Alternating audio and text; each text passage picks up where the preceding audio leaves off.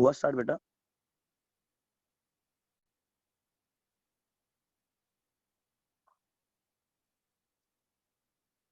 बेटा स्टार्ट किया? Yes sir, हो गया। ओके। सो बेटा आज हमें ना कल रेडियो एक्टिव आइसोटॉप्स पढ़े थे हमने, ठीक है। अभी आइसोटॉप्स वैसे जो बच्चे अभी नए आए, मैं कह रहा हूँ बेटा इसलिए कि जो वीडियो मैं कल भेज चुका हूँ उनको बेटा जल्दी से वॉच कर लेना, जितना उसके जितने टाइम से आप वॉच कर सको उनको गौर से वॉच कर लेना, ठीक है। सुन लेना उसको गौर से आराम से, वरना आपका बहुत सारा कंसेप्ट क्लियर नहीं हो पाएगा, ठीक है। सो आइसोटॉप्स में जिस सिंपली दोबारा से बता के रेडियो एक्टिव आइसोटॉप्स के बारे में बताऊंगा।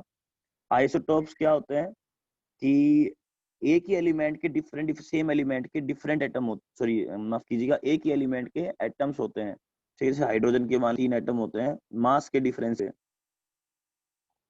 तो आइसोटॉप सिंपली कौन होते हैं? जिनके एटॉमिक नंबर से मास डिफरेंट हो, ठीक है, उन्हें हम आइसोटॉप्स बोलते हैं। और गौर कीजिएगा तीनों एटम सेम एलिमेंट के हाइड्रोजन के हैं। हाइड्रोजन नाम के एलिमेंट के 3 एटम है, हाइड्रोजन हाइड्रोजन हाइड्रोजन। पहले वाले को प्रोटियम बोलते हैं, दूसरे वाले को ड्यूरियम बोलते हैं, और तीसरे वाले को ट्रियम बोलते हैं। इन तीनों में थर्ड वाला ये रेडियो एक्टिव आइसोटोप है, मतलब रेडिएशन छोड़ता है, ठीक है। तो ऐसे आइसोटोप होते हैं, हाइड्रोजन के भी हैं, बहुत सारे एलिमेंट्स जिनके आइसोटोप्स एग्जिस्ट करते हैं। कॉमनली बता दूं आपको, कार्बन के 3 होते हैं, कार्बन 12। जो मास है वो ऊपर लिखता है हम, ठीक है, left hand side upper part पे ऐसे सिंबल के, और जो एटॉमिक नंबर नीचे होता है, कार्बन 12, कार्बन 13, कार्बन 14, ठीक है। ऐसे ऑक्सीजन की भी होते हैं, ऑक्सीजन के 3 है, oxygen 16, oxygen 17, oxygen 18 number same रहेगा, 8 8। ऐसे नाइट्रोजन के 2 हैं, 7 14 और नाइट्रो 7 15, ठीक है। सोडियम की 2, सोडियम 23 और सोडियम 24 रिएक्टिव आइसोटोप है, जिसका यूज करते हैं हम सर्कुलेशन की, बॉडी में ब्लड सर्कुलेट कर रहा है कि नहीं कर रहा है इसका पता करने के लिए, कहीं ब्लॉक तो नहीं हो गया बॉडी के अंदर, है ना, जो जो वेसल्स हैं हमारी ब्लॉकेज तो नहीं कर गई हैं, ढंग से सर्कुलेट कर रहा है या नहीं कर रहा है, इस बात का पता करने के लिए सोडियम 24 यूज करते हैं। ऊपर कार्बन 14 रेडियो एक्टिव है, इसका कार्बन डेटिंग में पता यूज करते हैं, ठीक है। और ऐसे बहुत सारे, से क्लोरीन के है, क्लोरीन का दो आइसोटोप होते हैं, क्लोरीन का एक का मास 5 होता है, एक का मास 7 होता है, और इनका एटॉमिक नंबर वही सेम है। तो कहने का मतलब ये हुआ कि इनका एटॉमिक नंबर जो होता है सेम होता है और मास डिफरेंट होता है, ठीक है। तो इन आइसोटोप्स बोलते हैं। अब रेडियो एक्टिव आइसोटोप्स के बारे में जो बताया कि रेडियो एक्टिव आइसोटोप किसे बोलते हैं? जिनके न्यूक्लियस के अंदर नंबर ऑफ जो न्यूट्रॉन होते हैं वो ज्यादा हो एज कम्पेयर प्रोटॉन। कोई ऐसा आपके पास आइसोटोप उसमें न्यूट्रॉन काफी ज्यादा हो जाते हैं, थोड़े बहुत ज्यादा हो जाते हैं, और प्रोटॉन के कंपेयर में अगर देखें तो न्यूट्रॉन की संख्या ज्यादा होती है, तो ऐसे आइसोटोप्स क्या होते हैं? रेडियो एक्टिव आइसोटोप कहलाते हैं। उनका जो न्यूक्लियस फिर वो अनस्टेबल होगा, फिर उसमें से इलेक्ट्रॉन प्रोटॉन, वो एटम स्टेबल नहीं हो पाएगा, उसमें से electron proton neutron alpha beta gamma rays बन के बाहर निकल जाती हैं, ठीक है। हाँ, अल्फा रेज पे, अल्फा रेज का मास सुन लो बेटा कितना होता है। अल्फा रेज का मास 4 होता है, और उसका जो एटॉमिक उसमें प्रोटॉन जो होते हैं वो होते हैं, क्योंकि एटॉमिक नंबर और प्रोटॉन सेम होते हैं ना, ठीक है। किसी एटम का एटॉमिक नंबर और प्रोटॉन सेम होता है, और अगर उस पर कोई चार्ज भी नहीं है तो इलेक्ट्रॉन भी सेम होगा, लेकिन अगर चार्ज है प्लस माइनस, तो जितना प्लस चार्ज है उतना इलेक्ट्रॉन कम हो जाएगा एटॉमिक नंबर से, और जितना नेगेटिव चार्ज है उतना इलेक्ट्रॉन ज्यादा हो जाएगा एटॉमिक नंबर से, ठीक है। सो अल्फा रेज पॉजिटिव, इनका इसका मास 4 और एटॉमिक नंबर 2, इस पे 2 पॉजिटिव चार्ज होता है। ये सारी कंडीशन से मैच करती है, हीलियम के न्यूक्लियस से मैच करती है। अगर हीलियम का जो एटम होता है उसका एटॉमिक नंबर 2 होता है, उसका मास 4 होता है, उसके अंदर 2 इलेक्ट्रॉन होते हैं। अगर हीलियम के मैं 2 इलेक्ट्रॉन डाल दूं, ठीक है बेटा, तो उसके ऊपर क्या आ जाएगा? 2 पॉजिटिव चार्ज आ जाएगा, जितना इलेक्ट्रॉन लॉस होता है उतना पॉजिटिव चार्ज आ जाता है, तो 2 पॉजिटिव आ गया, इसका एटॉमिक नंबर 2, मास 4। तो देखो ये अल्फा किससे रिजेंबल होती है, किस करती है? हीलियम एटम के न्यूक्लियस से। तो कभी अगर ऐसा बोला जाए कि अल्फा रेज किसके साथ रिजेंबल करती है, किसके जैसी होती है, तो हीलियम के जो न्यूक्लियस है उसके जैसी इसकी प्रॉपर्टी है। हीलियम का न्यूक्लियस नहीं है alpha rays, alpha rays actual में अलग है, लेकिन मैं कह दूं कि मेरी वाली प्रॉपर्टी में फलाना भी शो करता है, तो वो ऐसे बात कर रहा हूं मैं।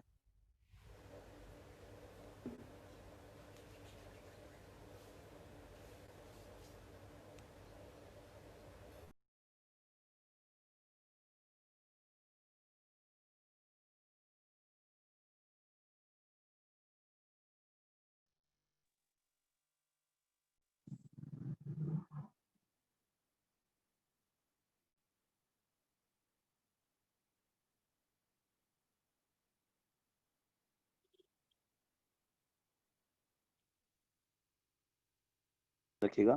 अब आ जाते हैं हमारे पास जो टॉपिक है, अब बहुत सारे एलिमेंट्स के आइसोटॉप्स हैं, तो जो उनके आइसोटॉप्स होंगे तो जो हमें मास, बेटा आवाज जा रही है, यस और no? Yes sir. Yes sir. Okay, हमारे पास रेडियो अब आइसोटॉप्स, हमारे पास अब रेडियो एक्टिव आइसोटॉप्स मैं छोड़ चुका हूँ, ठीक है, टॉपिक को मैं फिर कह देता हूँ। बुक के अंदर लास्ट पेज पे रेडियो एक्टिव आइसोटॉप्स के यूजेस दे रखे हैं और मैंने कुछ बता भी दिए हैं मोस्टली।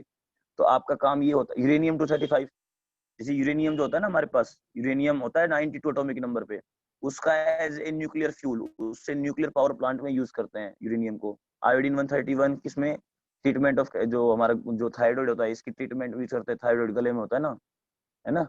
और सोडियम 24 ब्लड सर्कुलेशन को चेक करने के लिए, कोबाल्ट 60 ट्रीटमेंट ऑफ कैंसर, ठीक है, जिसमें गामा रेज निकलती है कोबाल्ट 60 से, ठीक है। इसके अलावा जो है फॉस्फोरस और सल्फर के जो आइसोटॉप्स हैं उनका एग्रीकल्चर फील्ड में यूज करते हैं, ठीक है, कि प्लांट न्यूट्रिएंट्स टेक कर रहा है कि नहीं कर रहा अर्थ से, उसको चेक करने के लिए। तो ये सब कुछ हम वहां से कवर कर लेते हैं। रेडियो एक्टिव आइसोटॉप कार्बन 14 का यूज कार्बन डेटिंग में होता है, तो इनमें क्वेश्चन बेटा आपको मिल जाएगा, ध्यान रखना। और isotope, isobar, isotone, iso electronic और आइसोडाइस्टर में से आपको क्वेश्चन मिल जाएगा, ध्यान रखना। अब देखो हमारे पास जो अलग रेडियो एक्टिव, तो हमारे पास अब जो टॉपिक है वो एवरेज एटॉमिक मास, ये बहुत इंपॉर्टेंट बेटा, एक क्वेश्चन इसमें 100% आएगा, आज नहीं आएगा तो उसमें आएगा, मेजर टेस्ट में आएगा। Average atomic mass, this is very important topic और ये कवर हो रहा है, तो इस पर गौर कीजिएगा। एवरेज एटॉमिक मास क्या होता है? फॉर एग्जांपल जैसे हाइड्रोजन के 3 आइसोटॉप आपने देखे, 1h1, 1s2, 1s3, तो देखो इसमें साइंटिस्ट को कंफ्यूजन हुआ कि भाई कि हम इसमें से मास कौन सा ले, 1 ले कि 2 ले कि 3 ले, हम कौन सा मास पीरियोडिक टेबल में सिंबल के साथ लिखें, या हम कैलकुलेशन के ड्यूरिंग कौन सा जो मास है वो यूज करें। जैसे ऑक्सीजन के 3 है, ऑक्सीजन 16, ऑक्सीजन 17, ऑक्सीजन 18, जैसे कार्बन के 3 है, कार्बन 12, कार्बन 13, कार्बन 14, जैसे सोडियम के 2 हैं, सोडियम 23, सोडियम 24, नाइट्रोजन के 2 है, नाइट्रोजन 14, नाइट्रोजन 15, क्लोरीन के 2 हैं, chlorine 35, chlorine 37। So there is a confusion कि कौन सा एटॉमिक मास हम यहाँ से उठाएं, ठीक है। सो इसका जो है सॉल्यूशन निकाला गया वो फिर एवरेज एटॉमिक मास से निकाला गया, और सिंपली वो फिर कैसे सोल्व करते हैं एवरेज एटॉमिक मास का टॉपिक देखिए, कि हम जो आइसोटॉप्स का मास है, ठीक है। अब मैथ में तो क्या होता है, अलग से एवरेज निकालने का तरीका होता है, लेकिन यहाँ पे एवरेज निकालने का तरीका क्या है कि आपको परसेंटेज देखनी है कि कौन सा आइसोटॉप इस दुनिया में कितनी परसेंटेज में मौजूद है, मतलब इनका परसेंटेज आपको चेक करना है, ठीक है ना। परसेंटेज से मतलब क्या हुआ कि इनका रेशियो क्या है इस नेचर मिलने का। कोई मतलब मान लीजिए फॉर एग्जांपल हाइड्रोजन 20, हालांकि मैं जो एग्जांपल दे रहा हूँ ये सपोज करने को बोल रहा हूँ कि हाइड्रोजन 20% इस नेचर में, ठीक है। दूसरा हाइड्रोजन जो है 2 मास वाला वो 20 है, बाकी थर्ड वाला 60 है। तो ऐसे रेशियो देखना पड़ेगा, रेशियो ले लीजिए या इनका परसेंटेज। तो आपको एवरेज एटॉमिक मास निकालने के लिए 2 चीजों की आवश्यकता पड़ेगी। एक तो आपको परसेंटेज में जाननी पड़ेगी जो आइसोटॉप्स हैं इस नेचर में किस रेशियो में मौजूद है या किस परसेंटेज में मौजूद है। एक चीज जरूरत पड़ेगी दोनों में से, या तो आपको रेशियो मालूम करना पड़ेगा इनका, या आपको इनको मालूम पड़ेगा परसेंटेज। अभी शायद आपको कंफ्यूजन होगा कि पता नहीं मैं क्या बोल रहा हूँ, इसलिए मैं इसको थोड़ा और इलेबोरेट करता हूँ। तो देखिए कैसे निकालते हैं। फॉर एग्जाम्पल क्लोरीन के 2 आपके आइसोटोप है, 35 और 37, ठीक है। इन दोनों का एटॉमिक नंबर क्या हो गया, 17। तो आपके पास देखो जो क्या सवाल पूछता है इसके ऊपर, आपको 3 चीज मिलती है इस जो क्वेश्चन जो मैं पढ़ा रहा हूँ, टॉपिक पढ़ा रहा हूँ, इसमें 3 तरह के क्वेश्चन आते हैं टोटल। तो तीनों कवर कर लेंगे अभी। पहला क्वेश्चन क्या बनता है, पहला आपको पूछेगा एवरेज एटॉमिक मास निकाली क्लोरीन का। तो करना क्या होता है, बड़ा सिंपल है, गौर करना बेटा, बड़ा सिंपल है। एवरेज एटॉमिक मास निकालने के लिए आपके पास 2 चीजों का होना बहुत जरूरी है। एक तो एटॉमिक मास का, आइसोटॉप का एटॉमिक मास, और दूसरा उनकी परसेंटेज। इस नेचर में उनकी परसेंटेज क्या है, किस परसेंटेज के रेशियो में, या उनका रेशियो, इस दुनिया में इनका रेशियो क्या है मौजूदा। फॉर एग्जांपल क्लोरीन के अगर नेचर में 3 एटम है, तो उस क्लोरीन के 3 एटम्स पे जो 35 मास वाला है उस पे एक एटम 37 वाला मौजूद है, यानी दोनों इस दुनिया में 3:1 में मौजूद है। और एक्चुअल में यही रेशियो होता है इनका दोनों का। क्लोरीन वाले का पहले वाले का 3 रेशियो है, 3 में है तो इसका 1 होगा। यानी अगर इस पहले वाले क्लोरीन की जो अमाउंट है, अगर वो इसके टोटल एटम फॉर एग्जांपल इस दुनिया में 300 है, तो क्लोरीन 37 क्या हो गया, 100 हो गया। मतलब इनका जो रेशियो है मिलने का वो 3:1 है। और अगर परसेंटेज में जानो तो 3:1 को अगर टोटल 100 में अगर इसको बांटो तो 75% और 25% रेशियो आ गया। ठीक है, क्योंकि इसको अगर सोल्व करोगे तो 1:3 आएगा, 25 को 75 से करोगे तो 1:3 ही आएगा। ठीक है, तो ये रेशियो होता है इसका। अब करना क्या है, देखिए एवरेज एटॉमिक मास निकालने के लिए क्या क्या चीज आपको गौर करनी, किन पे गौर नहीं करना। नोट कंपलसरी कि आपको सिंबल दे, ठीक है, तो मैंने क्लोरीन लिख दिया, सिंबल ना दे आपको, एक्स मान लेगा, वाई मान लेगा, जेड मान लेगा, पहली बात। दूसरा, नोट कंपलसरी कि आपको एटॉमिक नंबर दे। आपको एटॉमिक नंबर और सिंबल से कोई मतलब नहीं इस टॉपिक के अंदर। आई रिपीट, आपको 3 चीजें मिलेंगी, 3 चीजों में से आप कोई 2 जानकर थर्ड जो वैल्यू है कैलकुलेट कर सकते हो। जैसे अब इसमें एग्जाम क्वेश्चन में सामने लिखा रहा हूँ, ठीक है, क्लोरीन के मामले में क्लोरीन के एटॉमिक नंबर से आपको कोई मतलब नहीं है, क्लोरीन के सिंबल से कोई मतलब नहीं है। अगर मैं इसको ऐसे भी लिख के देता कि एक दो आइसोटोप है, एक का मास 35 है, एक का मास 37 है, ठीक है, और ये जो है 75% दुनिया में और ये 25% दुनिया में है, या इनका रेशियो दे देता 3:1। तो अब देखो एटॉमिक नंबर और सिंबल से कोई मतलब नहीं, हमें कोई भी मतलब नहीं है। 2 चीज अगर आपको मिल गई, कौन, आपको एटॉमिक मास मिल जाए हर एक आइसोटोप का, दूसरा उसका परसेंटेज मिल जाए, और परसेंटेज ना मिले तो रेशियो मिल जाए, तो ये चीज मिलने के बाद आप एवरेज एटॉमिक मास निकाल सकते हो। कैसे निकालोगे आप, सिंपल है, हर एक आइसोटोप का उसका मास को उसकी परसेंटेज से मल्टीप्लाई कर लो। ठीक है बेटा, जो भी आइसोटोप है उसका जो मास दे रखा है उसको उसकी परसेंटेज से मल्टीप्लाई कर लो। ठीक है, परसेंटेज से कर लिया मल्टीप्लाई, फॉर एग्जांपल 35 इंटू 75, ठीक है, और क्या कर लिया 37 गुना 25। अगर 2 की जगह 3 आइसोटोप होते तो ऐसे ही करते, हर एक को उसके मास को उसकी परसेंटेज से मल्टीप्लाई कर लो। मल्टीप्लाई करने के बाद जोड़ दो उनको, मल्टीप्लाई करने के बाद उनको जोड़ दो, और अपोन में डिवाइड कर दो, उसको डिवाइड कर दो टोटल परसेंटेज से। अब देखो यहाँ पे टोटल परसेंटेज से क्या मतलब है। अब कई बच्चे मानते हैं कि हम मैथ में हमेशा क्या करते हैं, मैथ में हम टोटल परसेंटेज को 100 मान चलते हैं कि 100 ही परसेंट होता है टोटल। ठीक है, लेकिन केमिस्ट्री ध्यान रखना, जो यहाँ पे परसेंटेज जाएगी, अब देखो वो नो सर, इन दोनों का सम लेंगे हम, इन दोनों का सम हाँ लेंगे। हाँ हाँ हाँ, very good very good very good very good. Percentage का सम लेंगे, जितनी भी टाइप की परसेंटेज दे रखी है उनकी, उनका सम लेंगे। वो सम 200 पहुंच सकता है, 200 पहुंच सकता है, वो सम 80 भी रह सकता है, वो सम 150 हो सकता है, वो सम 500 हो सकता है। तो वो सम जो है वो कितना भी हो सकता है, लेकिन सम लेना हमें परसेंटेज का टोटल सम। तो यहाँ पे भाई लकीली यहाँ पे टोटल 100 बन रहा है, 75 प्लस 25। क्या पता यहाँ पे 200 बनता, 200 बनता, क्या पता यहाँ पे 80 बन जाता। तो जो टोटल परसेंटेज होगी वो नीचे लिखेंगे। तो बेटा इस सोल्व कर लो, ये आपका आंसर जाएगा। ठीक है, ये आएगा कुछ निकल के 35.5 निकल के आएगा। ठीक है, सो ये आ गया आपके पास। दूसरा तरीका ये है कि अगर आपको परसेंटेज ना दे, रेशियो दे, तो आप रेशियो से गुना कर लो, आइसोटोप के मास को उसके रेशियो से मल्टीप्लाई कर लो। ठीक है, आया समझ, जैसे इसका 1 था तो 1 से कर लो। अब रेशियो से करोगे मल्टीप्लाई करने के बाद जोड़ दो, और जोड़ने के बाद अपोन में, जैसे पहले वाले में टोटल परसेंटेज की थी तो ऐसे अपोन में टोटल रेशियो करना है। जब रेशियो यूज करोगे तो अपोन में टोटल रेशियो आएगा, अगर परसेंटेज यूज करोगे तो अपोन में टोटल परसेंटेज आएगी। जैसे 35 इंटू 3, इसका रेशियो 3 था, प्लस 37 इंटू 1 अपॉन 4, आपका आंसर आएगा 35.5। यही आंसर आएगा। और यूनिट क्या होती है, यू। ठीक है, नॉर्मल यू होती है। आया समझ बेटा। सो ये है एवरेज एटॉमिक मास का टॉपिक। बेटा बताओ कंसेप्ट समझ में आया कि नहीं आया, बताओ। यस सर, आ गया। अब देखो दूसरा सवाल जो होगा, एवरेज एटॉमिक मास निकालना हमें सीख लिया, तो हमारे पास 3 चीजें थी, जिसमें 2 हमें मालूम था, 2 वैल्यू मालूम थी, थर्ड हमने निकाली। जैसे हमें एटॉमिक मास मालूम था आइसोटॉप्स का, है ना, दूसरा हमें उनका परसेंटेज, परसेंट उनका कितना परसेंट है, या उनका रेशियो, दोनों में से कोई एक चीज मालूम होनी चाहिए, और थर्ड जो है वो एवरेज एटॉमिक मास है। तो इन तीनों में से अगर आपको कोई भी 2 वैल्यू मिल जाए तो आप थर्ड निकाल सकते हो। जैसे अभी आपको शुरुआत में 2 वैल्यू ये मिली, तो आपने थर्ड को कैलकुलेट कर लिया। क्या पता आपसे एवरेज एटॉमिक मास दे दे, गिवन दे दे। अब की बार सेकंड क्वेश्चन कर रहा हूँ बेटा, सेकंड टाइप क्वेश्चन। ये पहले वाला जो एटॉमिक एवरेज एटॉमिक मास है वो गिवन दे दे, और एटॉमिक मास ऑलरेडी गिवन दे दे, और आपसे उनकी परसेंटेज या रेशियो पूछे। सवाल अब ये रहेगा परसेंटेज या रेशियो पूछे। रेशियो का डायरेक्ट क्वेश्चन पुट नहीं होगा, परसेंटेज निकाल के ही रेशियो में कन्वर्ट कर सकते हैं, याद रखना। तो कैसे निकालेंगे, फॉर एग्जाम्पल अभी हमारे पास आइसोटॉप्स थे जेड के नाम से। मैं बार बार क्लोरीन नहीं बोल रहा, जेड बोल रहा हूँ। क्यों? क्योंकि मैं आपको बताना चाह रहा हूँ कि सिंबल और एटॉमिक नंबर से कोई मतलब नहीं इस कंसेप्ट में। इस कंसेप्ट में एटॉमिक नंबर और सिंबल से कोई मतलब नहीं। कई बच्चे सिंबल एटॉमिक नंबर में कंफ्यूज होकर क्या करते हैं, जो ऊपर जो मास होता है, ठीक है, उसको सिंबल जो एटॉमिक नंबर है उससे गुना कर देते हैं। लेकिन मैं कह रहा हूँ मास को गुना करना है उसकी परसेंटेज से, और अगर परसेंटेज ना हो तो उसके रेशो से गुना करना है, और फिर जोड़ के अपॉन में टोटल रेशो या टोटल परसेंटेज कर देनी है। आपका एवरेज एटॉमिक मास कैलकुलेट होकर आ जाएगा। बट अब उल्टा दूसरा क्वेश्चन है कि अगर आपको एवरेज एटॉमिक मास गिवन दे रखा हो और एटॉमिक मास गिवन दे रखा हो, तो फिर परसेंटेज कैसे निकालोगे? तो देखो बेटा, तरीका वही रहेगा। 35 हमें से इसकी परसेंटेज निकालनी, पहले वाली की और दूसरी की निकालनी है। हमें इनका एवरेज मास दे दे 35.5, तो बेटा पुट कर लो जैसे हम पहले पुट किया था।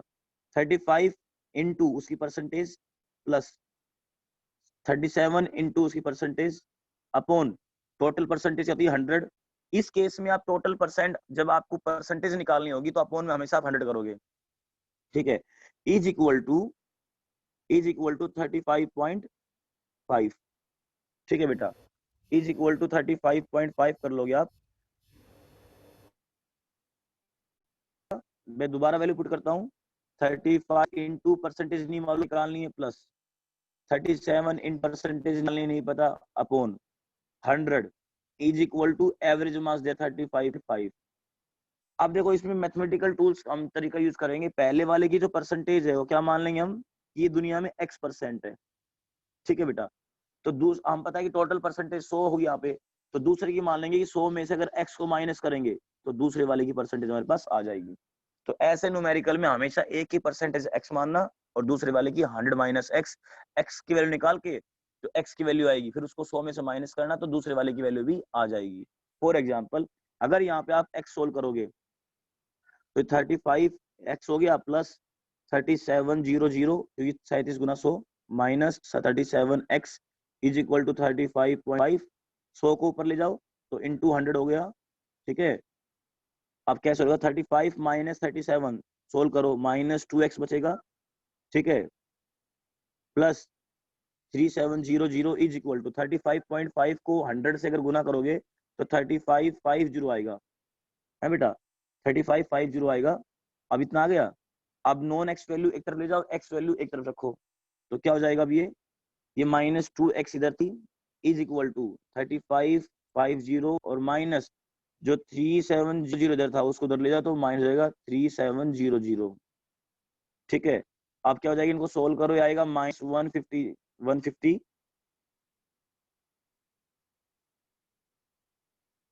और ये हो जाएगा माइनस 2x। x की वैल्यू निकाल लो, x माइनस से माइनस हो जाएगा, हट जाएगा ये, ठीक है। x हो जाएगा 150 अपॉन 2, 75% आ गया। देखो ये परसेंटेज थी, ये x की वैल्यू आई है, तो हमने x किसको माना था, x माना था इस वाले को, यानी कि इसकी परसेंटेज 75% है, तो टोटल 100% होगी। तो इसी तरह जाइए बेटा, 100 माइनस x, 100 माइनस 75, इसकी 25% हो गई। आया समझ में? और अगर रेशियो निकालना हो तो 75 25 किस रेशियो में, 3:1 में है। रेशियो बाद निकाल सकते हो। तो बताओ बेटा, परसेंटेज निकालनी आई, साथ रखना। अब देखो, अब ये थर्ड टाइप का न्यूमेरिकल इस पे चलते हैं। थर्ड टाइप का न्यूमेरिकल एवरेज पे कैसे आता है, वो ऐसे आएगा जैसे मान लो आपको 3 आइसोटोप दे दिए। मैं फिर कह रहा हूँ, नोट कंपलसरी कि आपको सिंबल मिले, कंपलसरी आपको उनका एटॉमिक नंबर मिले, ठीक है। एवरेज एटॉमिक मास में 3 चीजें मिलनी चाहिए, एटॉमिक मास मिलना चाहिए आइसोटोप का, उनकी परसेंटेज मिलनी चाहिए, तो एवरेज एटॉमिक मास निकल जाएगा। अच्छा, अगर परसेंटेज निकालनी है तो एटॉमिक मास मिलना चाहिए और एवरेज एटॉमिक मास मिलना चाहिए, तो परसेंटेज निकाल सकते हो, ठीक है। और थर्ड टाइप का देखो, थर्ड टाइप का भी परसेंटेज निकालने का, लेकिन कैसे कैसे निकालने का। पहला आइसोटोप मान लीजिए इसका 20 मास है, इसका ये इसका 30 मास है, इसका 40 मास है।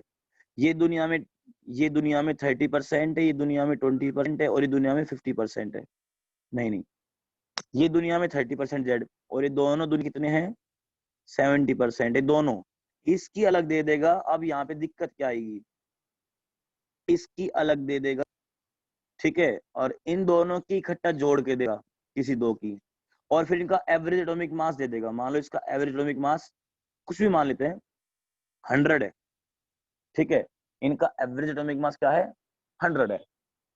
तो अब क्या करना है, किसी के पास आइडिया है कैसे सोल्व करेंगे?